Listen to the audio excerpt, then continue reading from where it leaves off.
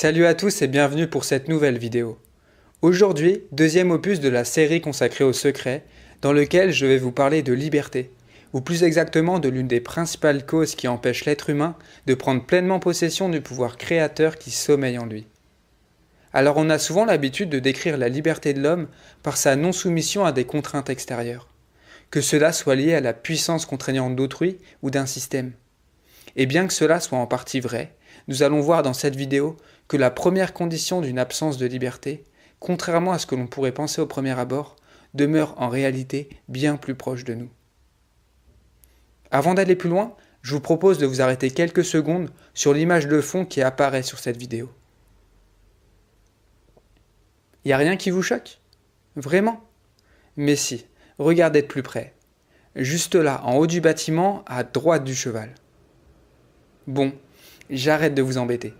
Comme vous l'avez certainement remarqué, il y a un cheval attaché à une chaise via ce qui ressemble plus ou moins à une corde.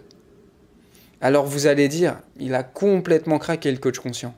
Mais non, je vous promets, il n'en est rien. Tout ceci a du sens et je vais tenter de vous le prouver. En fait, cette image est une métaphore pour vous montrer que bien souvent, les limites qui nous sont imposées dans la vie sont plus d'ordre mental que physique.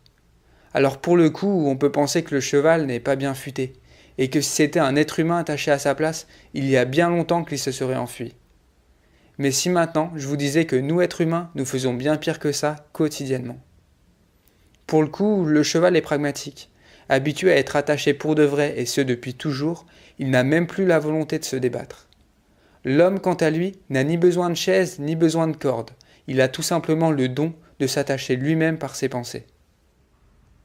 Vous l'avez peut-être compris, dans cette vidéo, nous allons parler des croyances. Le mental de l'homme aime se créer des croyances, afin que son modèle reste vrai, et ce comportement va engendrer automatiquement une peur de l'inconnu et une peur de ce qui est différent. Alors il y a toutes ces croyances que l'on entend depuis toujours, comme par exemple le bonheur a un prix, il faut travailler dur pour y arriver, ou bien encore il faut se couvrir dehors pour ne pas tomber malade. Mais j'aimerais rebondir tout particulièrement sur une croyance dont on parle rarement et qui pourtant limite considérablement l'être humain. C'est cette croyance qui veut que l'on se définisse tel que l'on se perçoit et ce pour le reste de sa vie. Dire « je suis timide, colérique ou encore jaloux », cette forme de fatalité qui nous déresponsabilise totalement, comme si tout était écrit d'avance et que l'on n'avait aucun pouvoir de décision sur ce qui est. Selon Paulo Coelho, la liberté n'est pas l'absence d'engagement, mais la capacité de choisir. Être en paix avec notre vécu est la base pour être libre. Ainsi, il serait contre-productif de vouloir renier ses croyances ou se culpabiliser sur des événements passés. Mais il faut avoir la volonté et le courage de peu à peu se détacher des systèmes de croyances qui ne sont plus d'actualité pour notre propre évolution.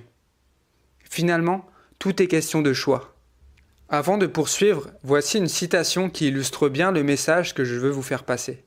« Rien ne vous emprisonne excepté vos pensées, rien ne vous limite excepté vos peurs, rien ne vous contrôle excepté vos croyances. » En fait, l'homme croit parce qu'il pense, et c'est la pensée qui va dicter les peurs, puis ces dernières seront elles-mêmes renforcées par la croyance. C'est quelque part comme un jeu de dominos. Nos croyances et nos pensées nous enferment dans une vision rigide et restreinte de la réalité, et plus nous nous identifions à celle-ci, plus elles vont nourrir nos peurs et limiter l'expression de notre véritable potentiel. Comme le disait Krishnamurti, la croyance est une chose, la réalité en est une autre. L'une mène à la servitude et l'autre n'est possible que dans la liberté. Et qu'en est-il des bonnes croyances, me diriez-vous ? Déjà, qu'est-ce qu'une bonne croyance ?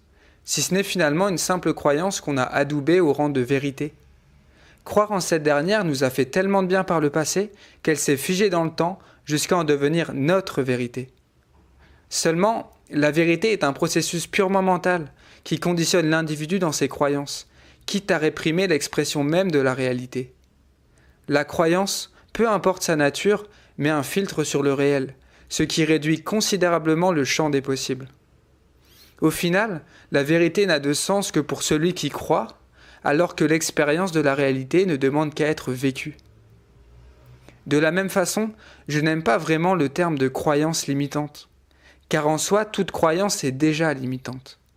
Tout système de croyance n'est ni bon ni mauvais, Seulement, comme pour tout système, il peut contraindre l'individu à se conformer à une pensée unique, détachée de tout ressenti intérieur et considérant ainsi l'homme comme une simple coquille vide, non disposée à faire ses propres choix.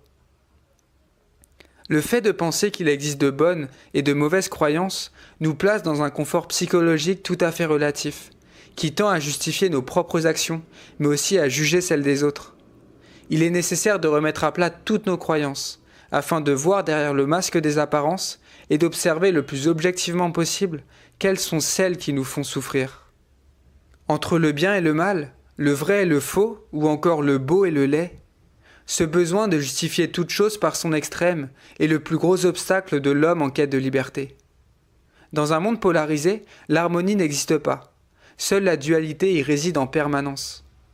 Nous polarisons de manière chronique lorsque nous laissons le passé générer nos actions présentes et futures, lorsque nous restons figés dans nos croyances et que ces dernières empêchent notre être de s'ouvrir aux nouvelles idées et expériences. Ce comportement entretient alors des patterns et des modes de pensée entravant notre croissance personnelle. Sortir de la polarité invite l'individu à prendre conscience de ses réactivités émotionnelles, de ses ancrages mentaux et de ses comportements automatiques hérités du passé, pour finalement laisser place à plus de liberté. Alors peut-être que tout ça, ce n'est pas très clair pour vous, et cela peut tout à fait se comprendre. En effet, si la croyance est conditionnée par nos pensées, comment est-il possible de ne plus croire ? Alors rassurez-vous, la croyance est un phénomène naturel chez l'être humain. L'homme a besoin d'adhérer à des concepts, de s'y référer, comme pour être garant d'un certain équilibre psychologique. Mais le véritable danger avec la croyance est lorsqu'elle se fige dans le temps. On ne peut pas demander à quelqu'un d'arrêter de croire purement et simplement, mais on peut faire en sorte que la croyance fluctue à chaque instant. Comme je l'insinue souvent dans mes vidéos, l'information se doit d'être vibratoire avant d'être intellectuelle ou psychologique. Ne pas être convaincu d'une chose revient à entretenir son libre arbitre. Se libérer du pouvoir attractif de nos croyances permet de redevenir maître de sa vie. La liberté personnelle s'acquiert ainsi par une remise en question perpétuelle de nos schémas normés de pensée. Et n'oubliez pas, la clé se trouve toujours à l'extérieur de la zone du connu. Il est temps pour moi de conclure cette vidéo, j'espère que celle-ci vous aura plu, si c'est le cas n'hésitez pas à me le témoigner. Sur ce, je vous dis à bientôt pour de prochains contenus, et restez conscients.